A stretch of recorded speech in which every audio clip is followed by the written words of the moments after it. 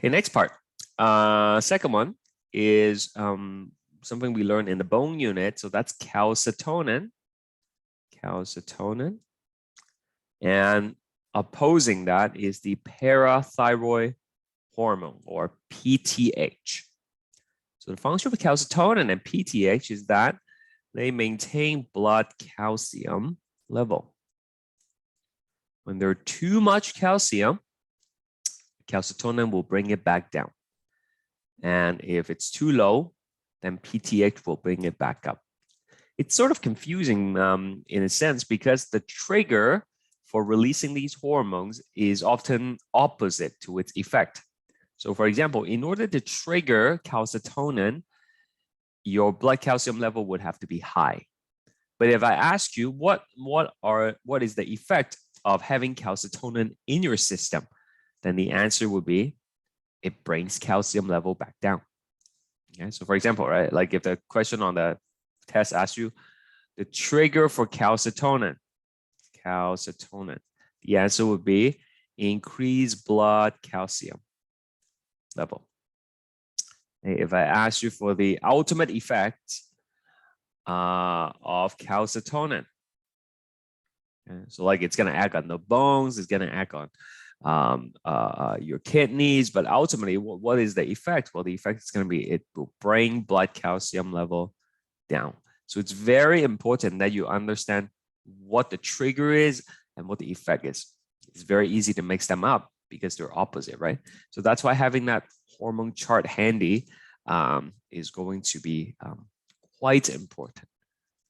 Okay, and then for this latest lesson, we learn another pair, right? Does anybody want to tell me what the last pair is?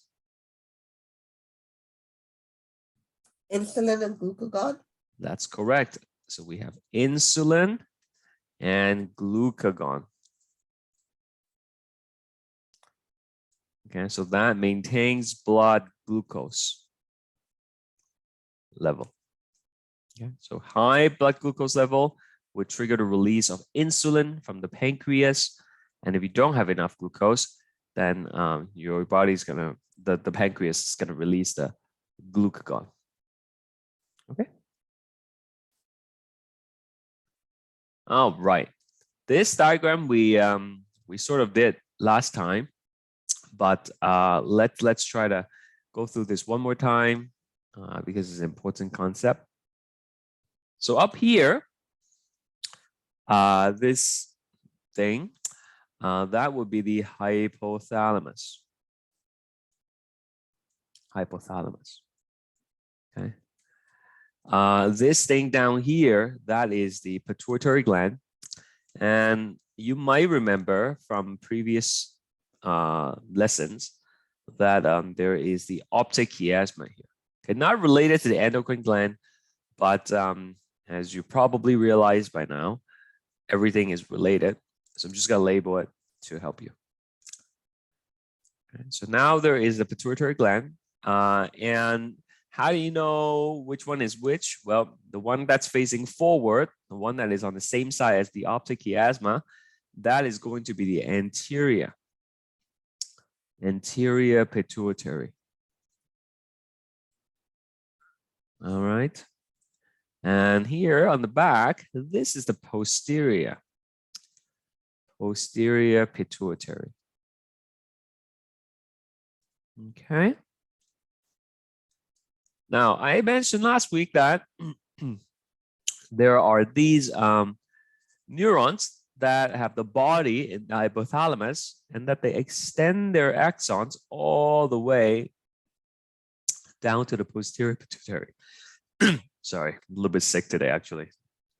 So here, it's going to go all the way down to the posterior pituitary.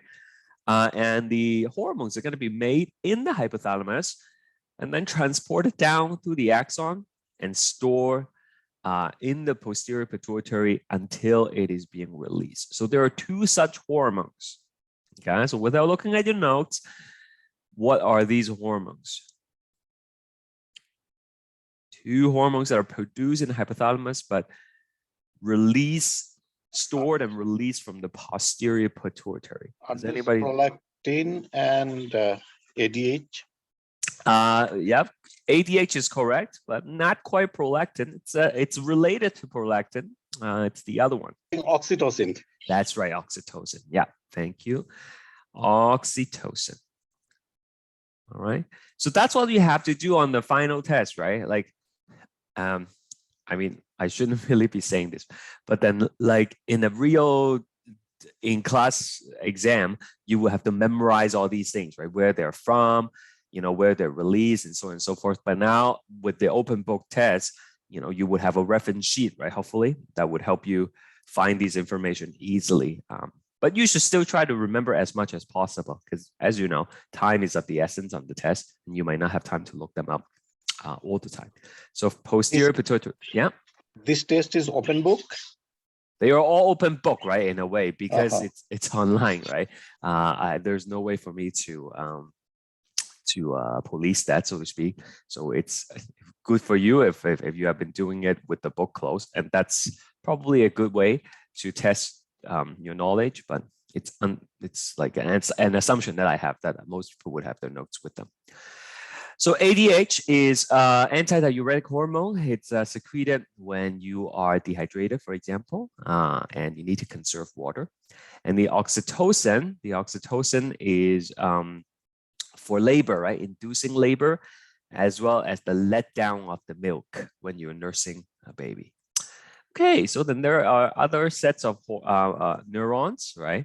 The axon's not quite as long, and they just kind of end right here. And what's not being shown in this picture is a portal system.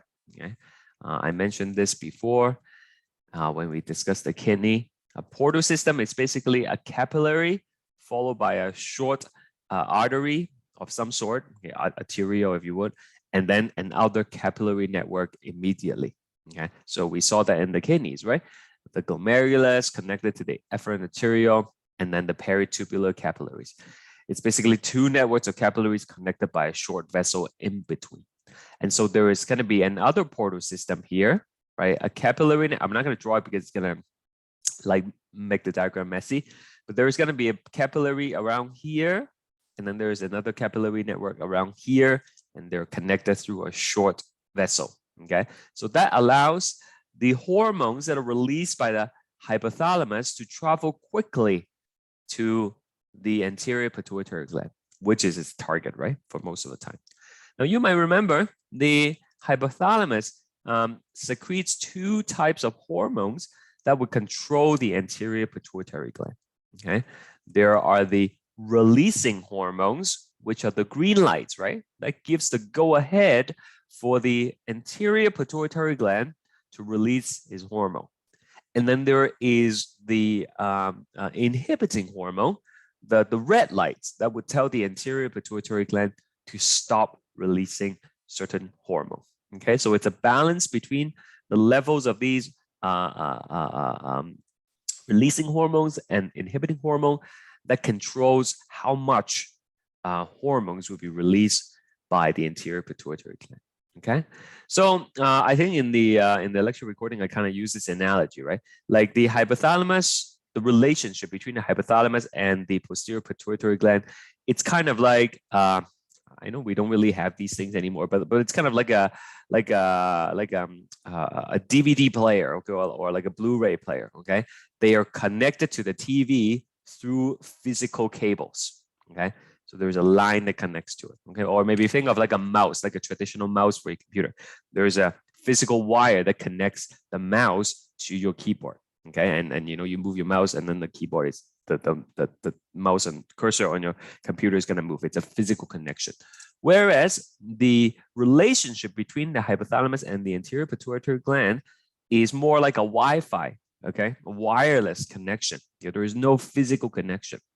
Okay, it's like a wireless mouse. Okay, it communicates through hormones, right? The releasing hormones and the inhibiting hormones.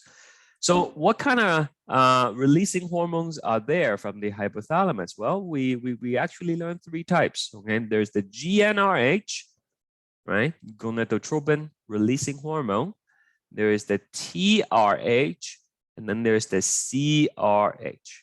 Okay, they're kind of easy to remember because they all end with RH, releasing hormone. And then the first letter tells you what hormones they are related to.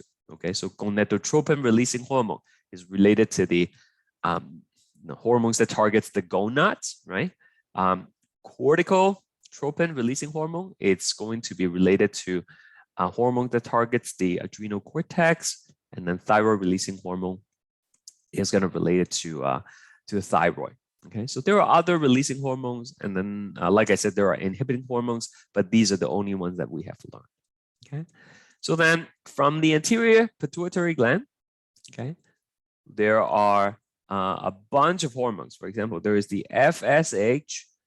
Let me just choose a color, different color here. There's the FSH, there's LH that we learned last week, and it's going to be stimulated by the GnRH. There is the ACTH, right, which will be stimulated by the CRH, and then there's also the TSH. Okay, again, it's good to know what they stand for because it usually tells you, you know, what kind of function they have. For example, TSH is thyroid stimulating hormone. So that one will go stimulate the thyroid. So these are written in pink because they are tropic hormone. Can someone tell me what tropic hormones are? Anyone remember? Tropic hormones. Okay, so tropic hormones are hormones that targets another endocrine gland. So for example, the TSH is going to target the thyroid. So thyroid is another endocrine gland, right? And then there are the non-tropic hormone, non-tropic.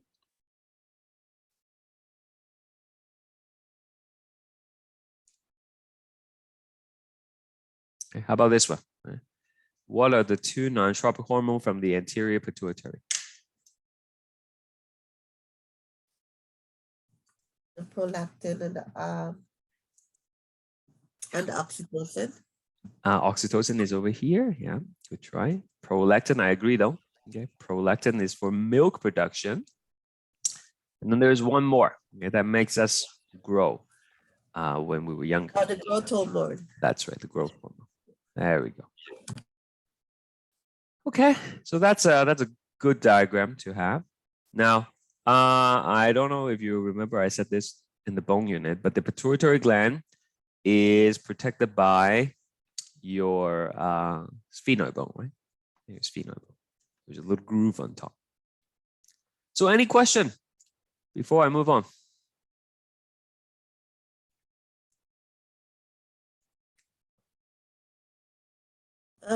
Yeah. Can you scroll back up to the thing? I just want to compare with what I have. This one? No, to the first set of questions. This one? Yes. Mm-hmm. Okay, I got it. Thank you. Right, no problem. All right, here we have a diagram. First one, complete the following chart related to PTH and calcitonin. Okay, so let's, I really like to use these diagrams to, like when I was studying this stuff, when I was in school, I found it really helpful to have these flow charts. It shows, you know, one event leading to the next. So maybe you don't have to draw the exact same thing, but like draw some flow charts in your own way that helps you, you know, compartmentalize some of these things. So PTH and calcitonin, that is for maintaining normal blood calcium level. Okay, we learned in in the bone unit, in the muscle unit, that we need calcium to create muscle contraction. Okay, but we don't want too much of it. If you have too much calcium, excess calcium, that could result in, say, muscle twitching. Okay, too little calcium, for example, over long term weakens your bone. So we need to have normal blood calcium level. So let's say you did something, you took too much calcium supplements or something, okay, and that increases your blood calcium level. Okay, that increases your blood calcium level. Then what's going to happen? Well, what's going to happen next is that will trigger your thyroid gland. That's what this is, a little butterfly thing, right? It's around your neck area. The thyroid gland is going to release calcitonin.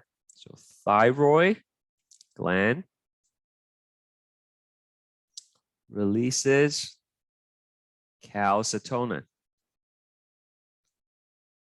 Okay, and how I remember it is when calcium increases, I need calcitonin. Okay, calcium increases, we need calcitonin. Okay, so the thyroid gland is going to release calcitonin. Okay. And then what does calcitonin do? Well, calcitonin is going to act on the bones and the kidneys. So at the bones, it will increase calcium deposition, right? In bones, because you have too much in the blood, let's put some of them in the bone. And for the kidney, we already have a lot of calcium in the blood, so you want to tell the kidney to reduce calcium absorption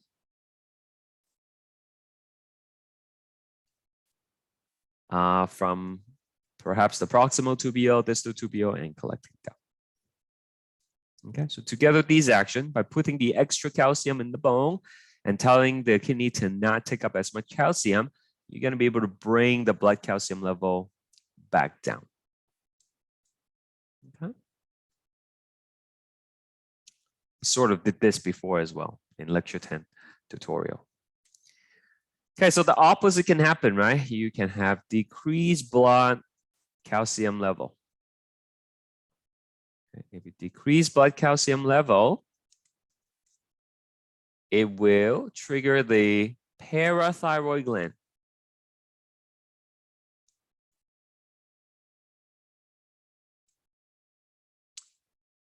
It will release PTH.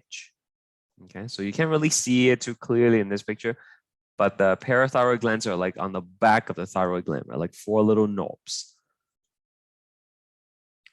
So what does PTH do? What does PTH do? Well, PTH is going to increase calcium release from bone. Right? You don't have enough. The quickest place you can get calcium in the body is from the bone, from the lamina, right? The lamina is a calcified matrix. And then you can also increase calcium uptake from kidneys and intestine. Okay, but in order to increase calcium uptake in the intestine, you need to activate vitamin D, right? So that's actually what PTH will do as well. And then together, these actions will bring the blood calcium level back up. Okay, but if you're consistently low in calcium diet, if you're consistently taking diet that is low in calcium, rather, then this mechanism won't work too much, right? And then you won't be able to take much from your filtrate either, because then you're not, intaking calcium, so it wouldn't necessarily be in your blood. So prolonged calcium deficiency would just end up your body taking a lot of calcium from your bones and causing the bones to weaken, right? Contributing to things like osteoporosis. Any question about PTH and calcitonin over here?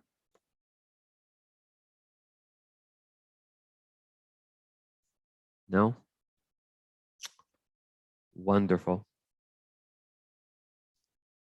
Next one, complete the following flowchart related to insulin and glucagon.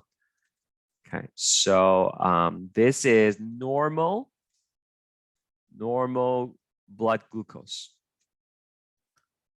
Normal blood glucose. So let's say you had a big dessert, okay, very sweet. So your blood glucose level is high.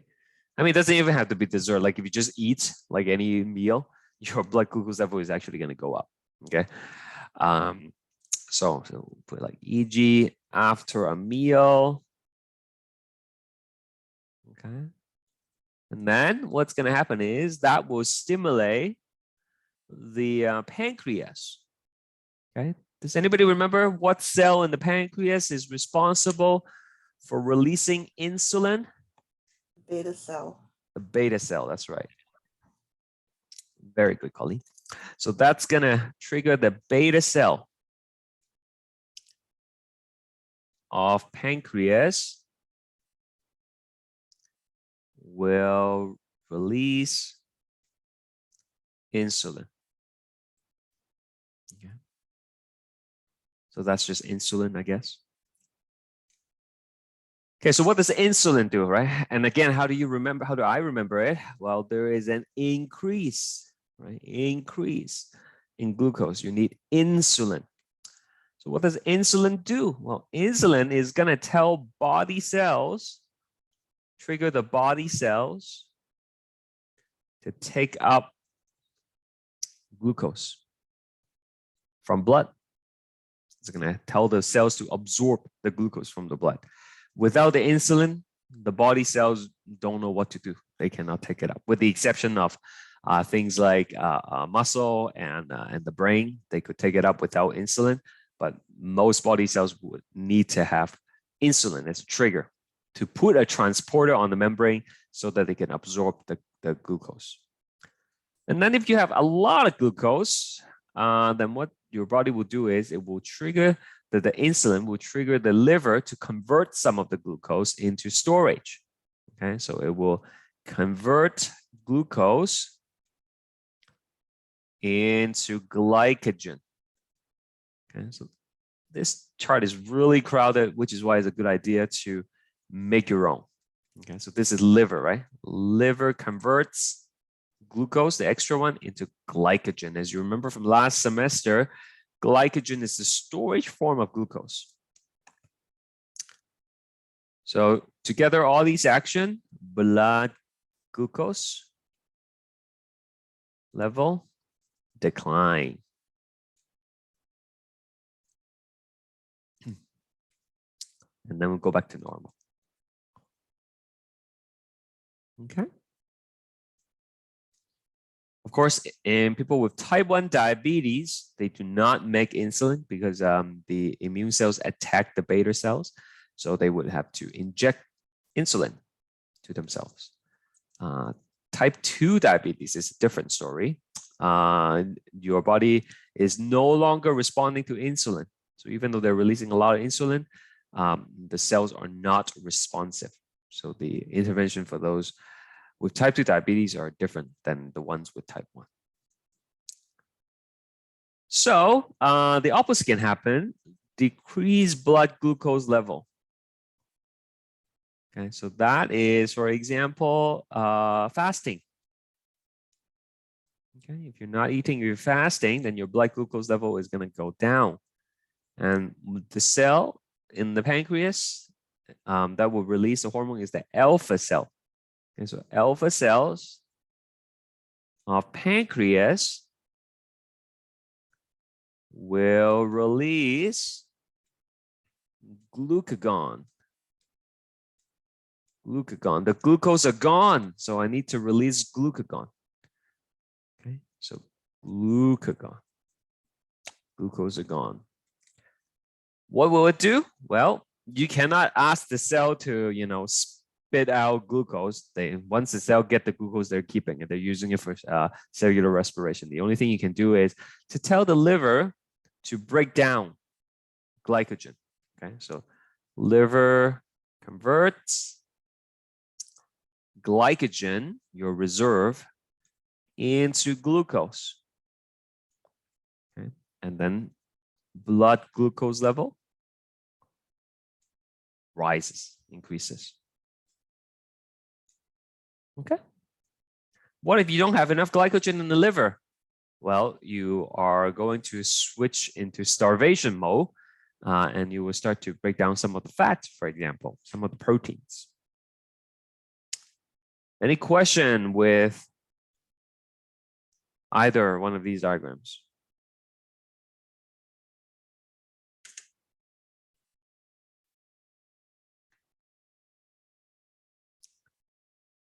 Okay. Next one here. Complete the following table related to the HPA, the hypothalamic pituitary axis. Okay. So this HPA thing basically talks about the hormonal pathway involving hormones secreted by the hypothalamus, pituitary gland, and some other target glands. And they are going to usually involve in some kind of pathways to regulate a certain theme, okay, certain homeostasis. So in the reproductive system, for example, I'm going to use a female one as an example. The male one, it's also going to work, but just going to use the female one here. So for example, at the beginning, if you think about the end of the menstrual cycle, right? If there's no fertilization, the corpus luteum breaks down. Okay? And as soon as the corpus luteum breaks down, because it was the source of the progesterone, then you will have a low progesterone following the breakdown of corpus luteum. Okay, so low progesterone. So low progesterone triggers the hypothalamus to secrete GnRH. Okay, we learned this last week. And then what does GnRH do? GnRH triggers the anterior pituitary gland to secrete which hormones? Anyone? FSH and LH. That's correct. FSH and LH. Okay, so I know it comes in two phases, but like, you know, FSH is dominating for the first half, LH is dominating for the second half, but I'm just going to put it both here, okay, for the purpose of this chart. And then both FSH and LH targets the ovaries. Okay. FSH will cause the follicle to develop in the ovary, and then LH will cause the ovary to release the egg. And then it will cause the ovary to secrete estrogen and progesterone, right? Depending on which phase you're talking about. Okay. And then what does it result in? Well, it results in a lot of things, but then one of the things we talk about is the thickening of endometrium.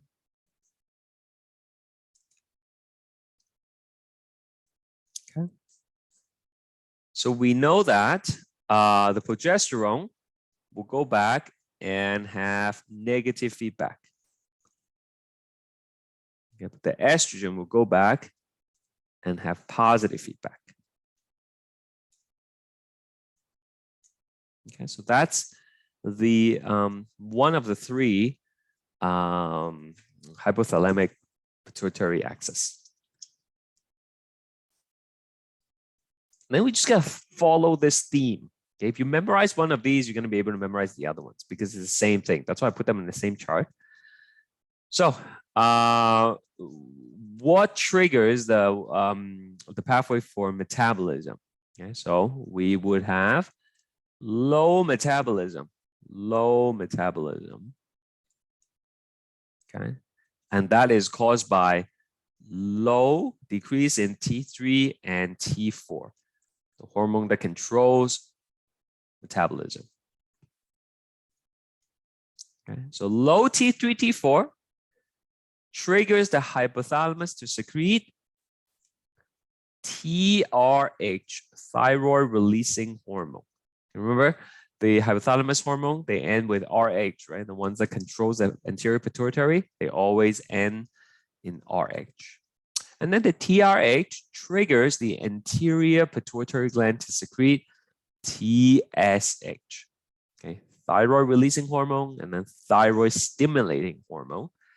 So what does the thyroid stimulating hormone stimulate? Well, it will stimulate the thyroid gland. Okay. Just like the follicle stimulating hormone stimulates the follicles in the ovaries. Thyroid stimulating hormone will stimulate the thyroid and it will tell it to secrete T3 and T4. Okay. And if you increase T3, T4, you will increase your metabolism. Okay. But of course, yeah. Going back to the female reproduction system. Sure. In the negative feedback, once the hypothalamus releases the GnRH and then goes to the anterior pituitary, what would it release trigger in order to go back to the, would it go back to the corpus luteum? Sorry, I don't quite Okay, understand the so question. right where you have the FSH Yes. for in the positive feedback, Yes. it would target the anterior tier, would target the would it target which organ Okay. would it target for the negative feedback? Yeah. So let me just pull this thing up from last time, right? We did this last time. So it's probably a little bit more clear here, right? So you start with the GnRH and then you get the FSH, right? And a little bit of the LH. And then that goes to cause the estrogen to be released, right? So that's the positive feedback part. What that means is the estrogen will go back and then it will cause you to release even more GnRH and more of the AP hormones. Okay. So then the second time around, the increase in the LH will go back to the ovaries, and then that will trigger the ovulation as well as the creation of the corpus luteum. Okay. Okay. Yeah. Does that answer your question? Yes, it did. Thanks. Good. Okay, so back to here for a second. The T3 and T4 will also go back and have a negative feedback. Okay, on the TSH and TRH. Okay, and that's how it regulates itself.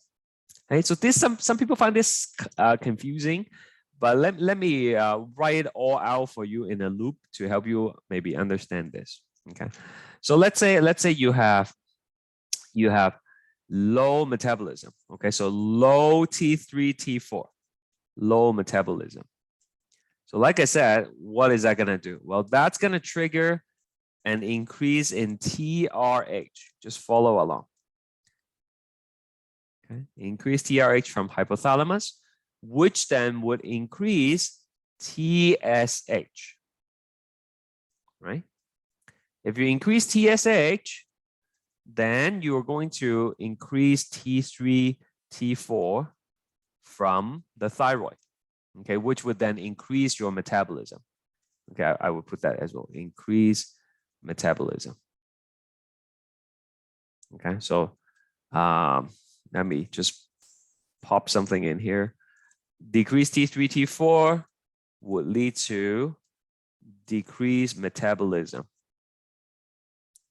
Okay, and that would trigger increased TRH, increased TSH, increased T3, T4, and then your metabolism is going to go up. Okay, but because T3 and T4 is going to have a negative feedback on the hypothalamus and the pituitary, what's going to happen next following this is you're going to decrease TRH. Okay.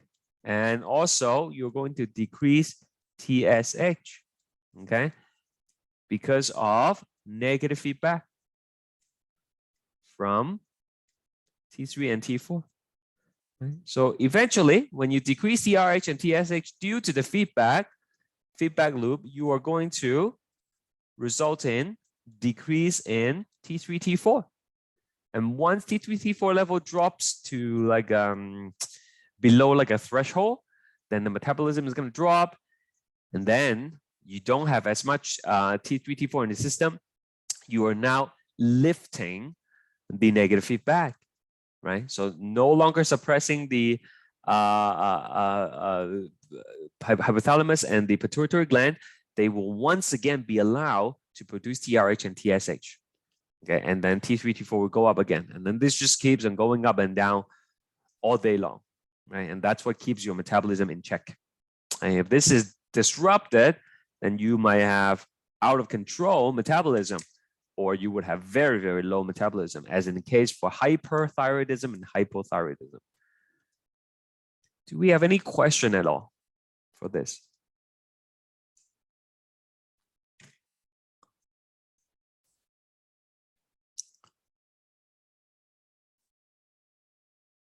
No question.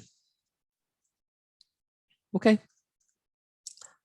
And then finally, that we have the stress, the thing about stress. Okay, let me just move this to the side here. Okay, for stress, what's going on with the stress regulation? Well, we will begin with low cortisol. Low cortisol. Cortisol is one of the long-term stress hormone, right? It's coming from the adrenal cortex. Okay, so just to quickly remind you, this is the adrenal gland, which sits on top of your kidneys. Okay, so we have the adrenal cortex. Okay, so the adrenal cortex primarily secretes hormones that are related to long-term chronic stress. Okay, as opposed to immediate threat, right? Like that would be the adrenal medulla. Okay, so this is the medulla, adrenal medulla. So that is for immediate threat, fight or flight. So that's the epinephrine and the norepinephrine. For the adrenal cortex, it is more for chronic stress, like I said. So it secretes two groups of hormone. Okay, one group is called the mineral corticoids, and then the other one is called glucocorticoids. Okay, they are steroid hormones. Hormones can be protein-based or lipid-based, as you recall. So these are steroid hormones. And you know, the main mineral corticoids in the body, and that's the one that we learned, is the ADH. Okay, so it conserves sodium. And you have other mineral corticoids that conserves other electrolytes, but that's the one we learned, right? And then glucocorticoids, the main one is the cortisol, and that's the one we're talking about. As the name implies, these are steroid hormones that will help you conserve glucose. Okay, because you're chronically stressed, you're going to need a lot of fuel in the body. Okay, so these are two groups of hormones, and then these are just like major ones within those groups. Okay, so let's say we have low cortisol, right? Low cortisol level. Then it's going to trigger the hypothalamus to secrete CRH. Okay, corticotropin releasing hormone. Okay, the full names are all in the lecture notes, right? Of course. And then the CRH is going to trigger the anterior pituitary gland to secrete ACTH. Okay, it's a hormone that will target the adrenal cortex, right? Which makes sense because that's where these stuffs are from, right? The adrenal cortex, the outside of the organ, right? The green part of the watermelon, I said, right? As a way to visualize the outside and the inside. So what does the ACTH targets? Well, I just told you, is the adrenal cortex. And it will trigger it to release the mineral corticoids and the glucocorticoids, but I'm just going to keep it simple. We're going to say it's going to increase in cortisol, which makes sense, right? If you look at here, the theme that we're trying to develop is that, you know, whenever you have low progesterone will result in high progesterone. Low T3, T4 will result in high T3, T4. And so low cortisol will lead to high cortisol. Okay. We should put like arrows just to be consistent. Okay. And then what does the cortisol do? Well, cortisol basically will increase resource availability. Okay, so even though you are not chronically stressed, we will have some baseline cortisol level in the body. Okay, probably have this diagram in the lecture recording, but like your baseline cortisol level will be going up and down like this. Okay, this is like for normal people who are not chronically stressed. Okay, and this up and down fluctuation is very similar to what we saw in the T3 and T4. Okay, in that the cortisol is actually going to go back and do the negative feedback, which is what we expected, right? But if you have chronic stress, okay, if you introduce chronic stress,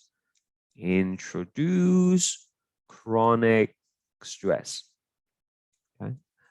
For example, someone lost a job, okay, someone who lost a family member, right? All these things could trigger chronic stress. In that situation, the central nervous system is going to override the negative feedback. Okay, so double negative means it cancels each other, right? Okay, so now the CNS can override the negative feedback, and then even though you have high cortisol level, you will no longer be able to put the brakes on making more. And as a result, the cortisol level keeps on going up until it reaches some kind of new equilibrium. Okay, so that results in high levels of cortisol. Okay, and then your body is officially in the stressful state. Okay. Any questions?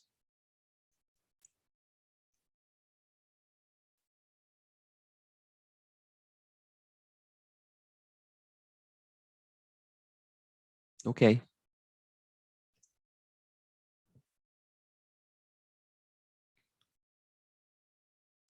So let's let me throw you a question. I don't have a lot of polls today. Let's do one. There we go. Let's try this out.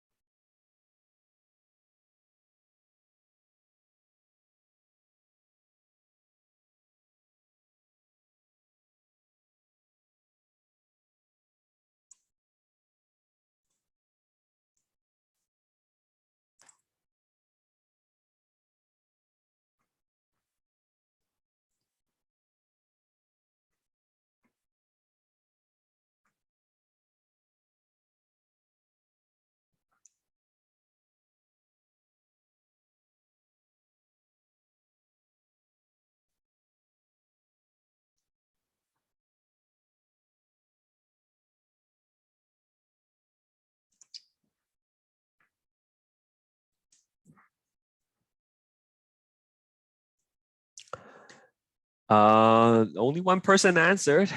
Okay, we have another person now. Okay, let's talk about this, I suppose. And then if you want to answer the poll as I'm explaining, you could. So let's maybe talk about hypothyroidism a little bit, just as a refresher of what's going on. Okay, so one form of hypothyroidism is low iodine level. Okay, but here it says iodine level is normal, right? But let's take a look at what happens if the iodine level is low. So here is the thyroid gland. Here is the thyroid gland, and it's supposed to produce T3 and T4. Okay, and then sorry, let's draw that again. Not enough space. Here is the thyroid gland, and it's supposed to produce T3 and T4. And what stimulates the thyroid gland is the thyroid stimulating hormone. And to release the thyroid releasing stimulating hormone, you are going to need the thyroid releasing hormone as well. Okay. And this is supposed to have a negative feedback loop, right? Like this, right? Negative feedback loop, like that. Okay, so what's going on? Well, if you don't have enough iodine, then what happens is you will have low T3 and T4. Okay, low T3 and T4 because you don't have the raw material to make T3, T4, right?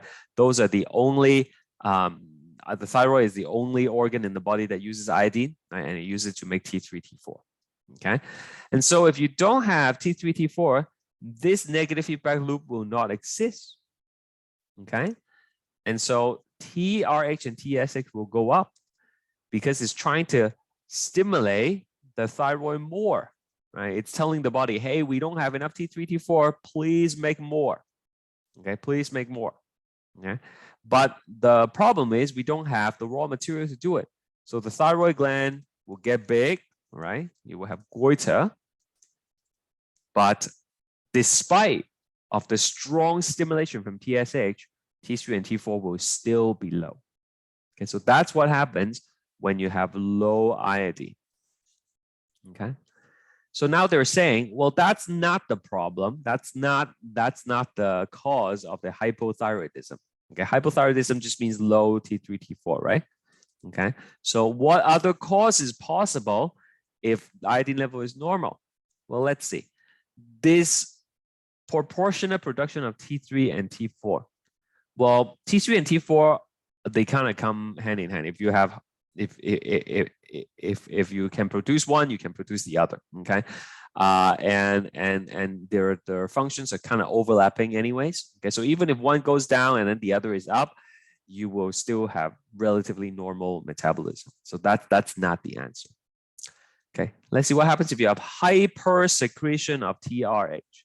Okay, if you increase TRH, right, if you have a lot of TRH, that should result in a lot of TSH. And if your iodine level is normal, then you should have increase in T3 and T4, right? So that's not the reason why we have low T3, T4. A decrease in thyroid secretion of calcitonin. Calcitonin has, yes, it's from the thyroid gland, but it has nothing to do with metabolism. It's just something that is used for controlling blood calcium level, right? So that's not it. Hyposecretion of TSH.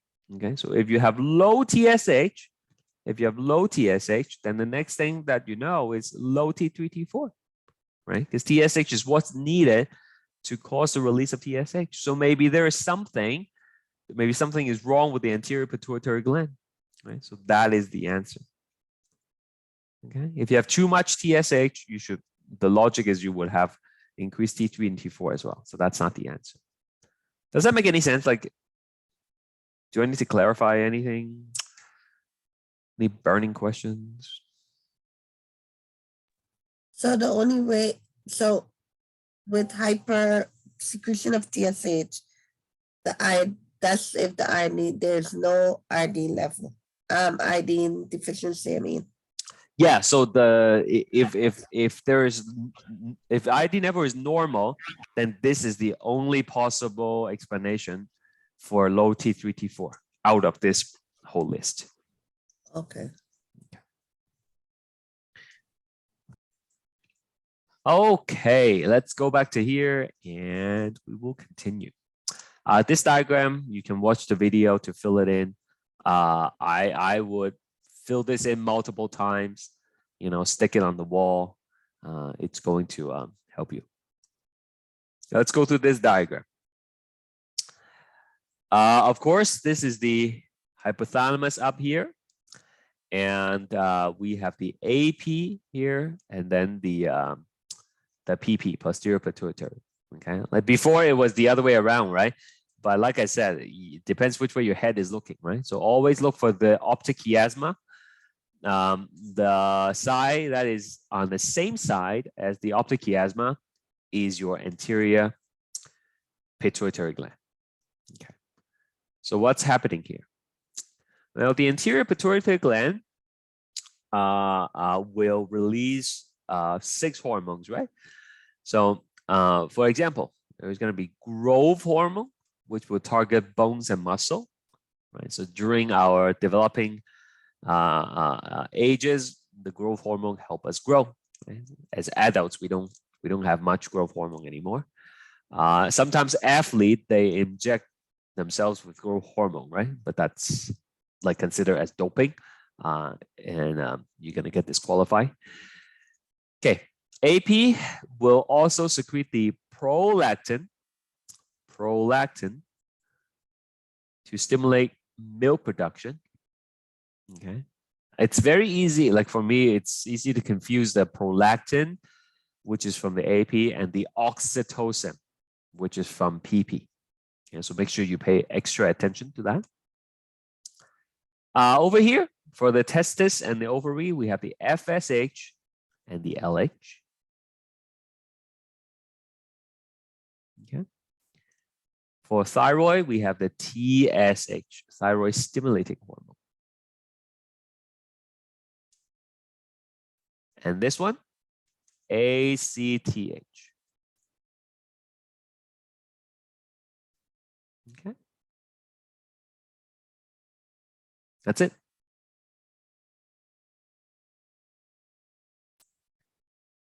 Okay, here we go. This is an excellent question if you are going to create flashcards. Okay? You know those cards where you will write basal metabolic hormone on one side and then flip it over, that would be the answer. Okay, so I encourage students to make those cards when studying for this unit, when we do face-to-face, you know, since they actually have to memorize all these things. So over here, basal metabolic hormone. These are hormones that help you maintain the steady metabolic rate. That would be T3 and T4. Okay, they actually stand for something, right? But don't worry about it. Just call them T3, T4, like your text form. Essential for T cell maturation, that is the thymosin. That seems so long ago. We learned that in lecture 3, I believe. Or even lecture 2, I don't remember. Most important hormone regulating the amount of calcium circulating in the body, in the blood, released when blood calcium level drops. Okay, that's PTH. Helps to protect the body during long-term stressful situation. Okay, so that's chronic stress, right? So we have cortisol, right? And also aldosterone. Okay? This is the mineralocorticoid. This is the glucocorticoid. Short-term stress hormone aids in the fight or flight response, increases blood pressure and heart rate. That is the epinephrine, which is another word for adrenaline, right?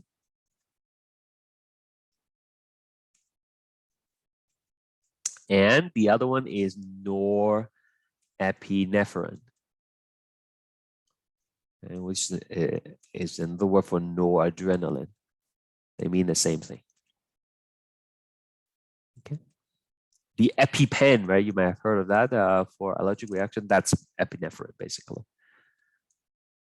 Necessary if glucose is to be taken up by body cells. That is insulin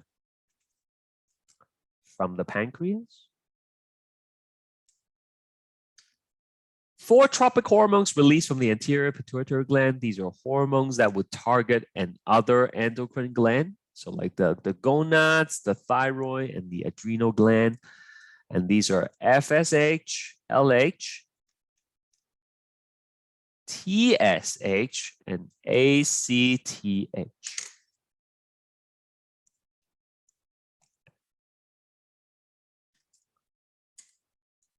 Next one, acts antagonistically to insulin, which is glucagon. When the glucose is gone, when it's low, you need to have glucagon to bring it back up.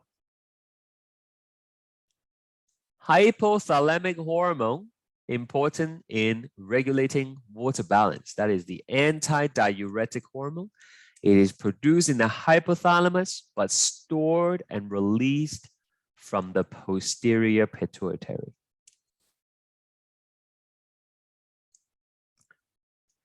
Anterior pituitary hormone that regulates the ovarian cycle.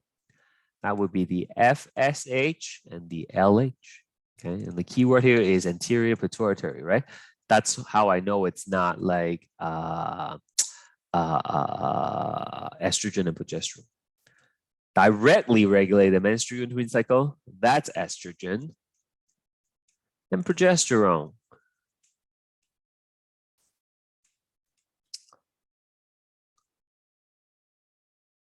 Adrenal cortex hormone involved in regulating salt level, that would be the aldosterone. Okay, so aldosterone could be triggered by the RAS. It can also be triggered by, chronic stress, as you see. Necessary for milk production and letdown. Milk production is prolactin. Okay, and then letdown is oxytocin. Excuse me.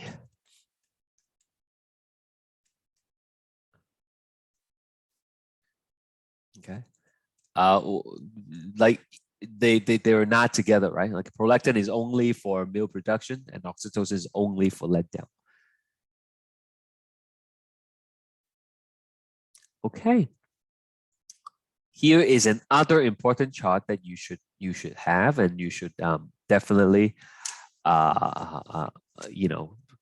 keep writing it a few times until you remember. Just give me a second. I gotta just blow my nose. Excuse me.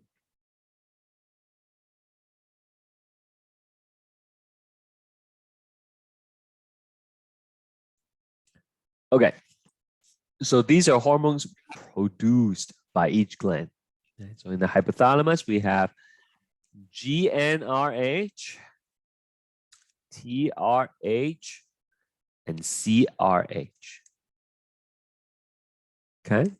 As well as the ADH and oxytocin. Okay. Oh, sorry. I think I contradicted myself when I wrote this question. It said list the hormone produced by each gland, and then it says hormone secreted. You know what? Let's just stick with the secreted. Okay. So these two things should go down here to the PP. Okay, posterior pituitary, and I'm just gonna put a star here. We'll say it's produced by hypothalamus.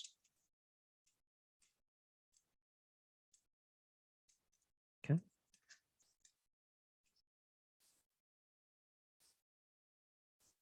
For anterior pituitary gland, okay, first of all, the tropic hormone, FSH, LH, TSH, and ACTH. Okay, so these are paired, right? The GnRH will trigger the release of FSH and LH. The TRH will trigger the release of TSH. And then CRH will trigger the release of ACTH. Okay, so start to associate them with one another. It will help you remember them. And then the non-tropic hormone, it's GH, growth hormone, and prolactin. Prolactin.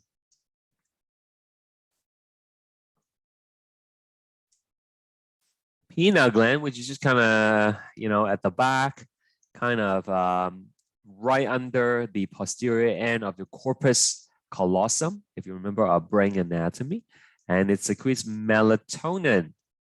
Melatonin helps you sleep.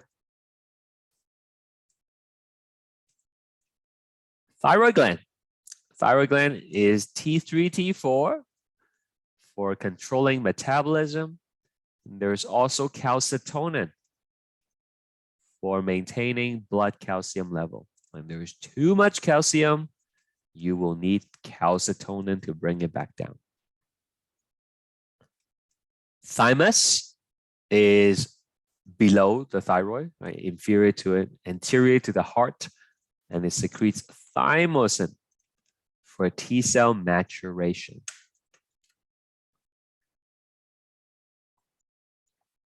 Adrenal cortex, we have the aldosterone and the cortisol. For long-term stress, one maintains glucose availability, the other maintains blood sodium level. Adrenal medulla, it's for the fight or flight response. So epinephrine and its buddy, norepinephrine.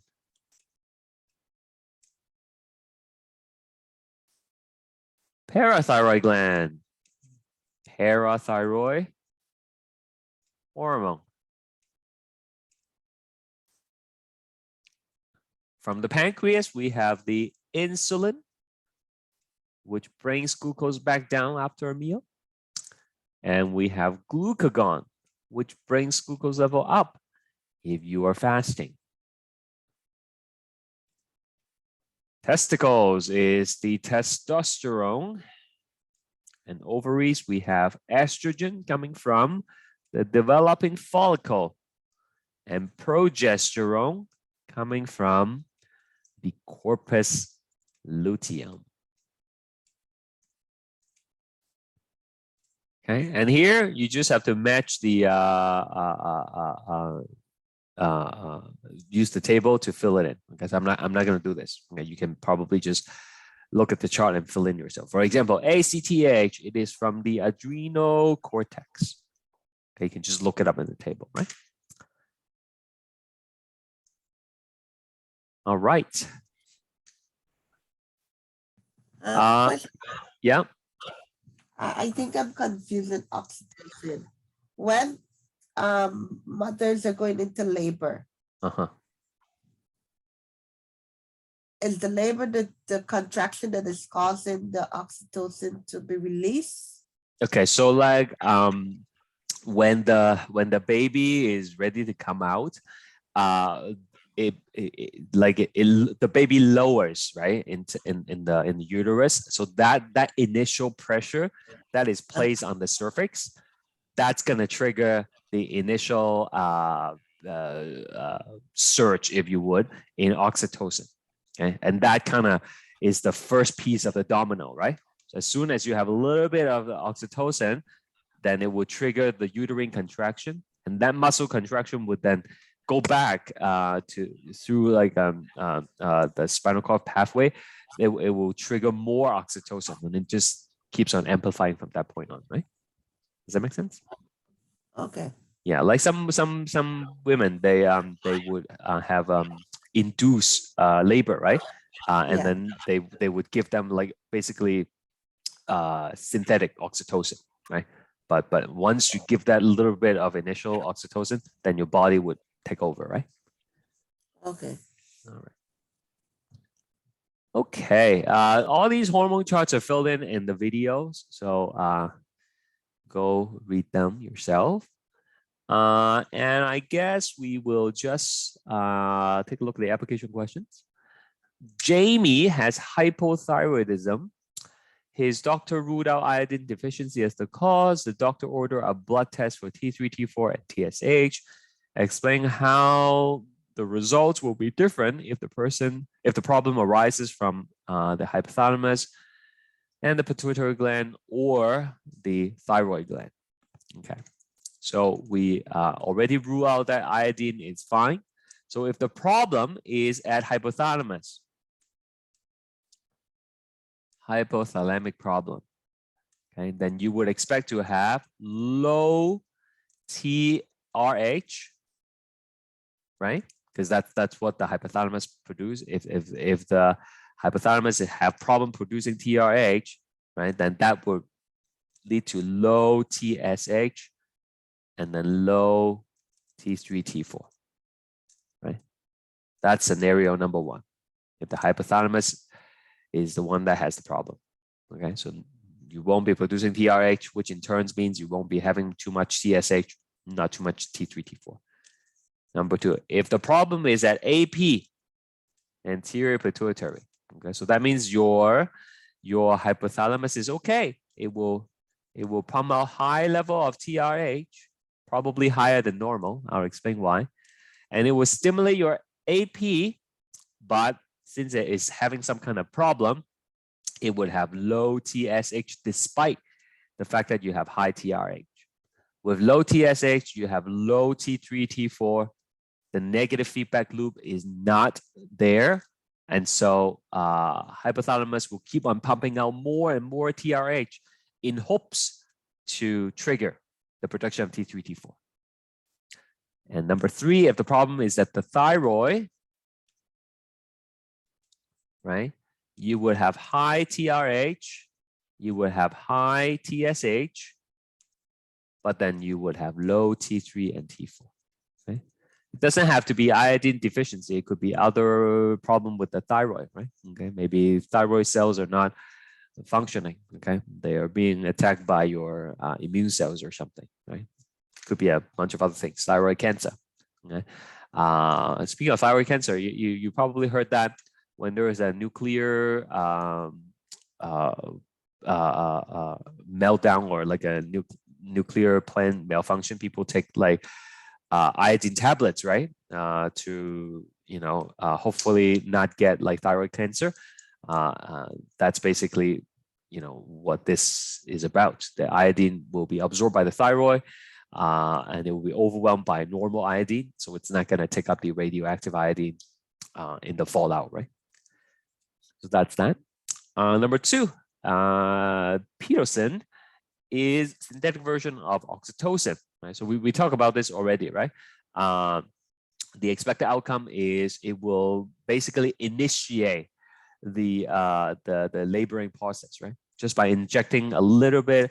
Actually, it's not a little bit. Like my wife had this induction thing for the second pregnancy, and they got a whole bag hooked up to her, and it's kind of like a continuous input of these synthetic oxytocin, and then it's a way to kickstart the process. Okay, eventually your body will ramp up its own production, and that would basically trigger the labor. Okay, and that's it. That's the entire course. All right. So everything I wanted to say was posted online. I mean, there's going to be the lab quiz that are coming up. I'll post the information for test number 3, but it's the same kind of stuff, right? You would have the multiple choice, multi-select application. I'll tell you how many questions to expect. And I posted the review sheet for you to do as well. And that is it for the course. There will be no tutorial next week, but of course I'm still available through email if you do have any question. So I thank you all very much. The 7 and 8 of you who are very committed student, you come all the time to the tutorial. I do appreciate that, and I wish you all the very best as you go on to the next program. And if you ever need a reference letter or something like that, please do not hesitate to reach out to me. Okay, so take care and goodbye, I guess. Thank you. You're very welcome.